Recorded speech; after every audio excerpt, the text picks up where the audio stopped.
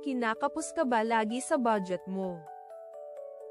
Extra income na safe at sustainable ba hanap mo?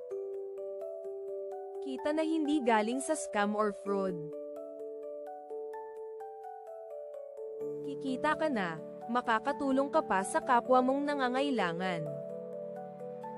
Ang project na ito ay collaboration ng Legacy and Service o LS Team at KBS Platform. Ang LS Team ay nagsimula noong July 22, 2018 sa pangunguna ng founder na si Andrew Durazo. Kaya hindi ito fly-by-night lang na organisasyon.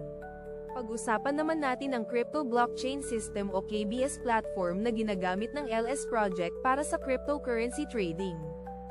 Ang KBS ay registered bilang Money Services Business or MSB sa United States Financial Crimes Enforcement Network ng Treasury Department. Ito ay nakatuon sa dalawang bagay. Una ang financial technology. Sumunod ang cryptocurrency asset management. Usap tayo para sa karagdagang impormasyon at detalye tungkol sa LS Project.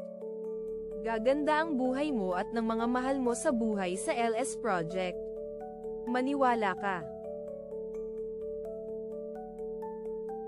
Let's chat sa Messenger, WhatsApp, Telegram, Viber or email. Ito na ang simula ng pag-angat mo sa buhay. Chat soon. Maraming salamat po.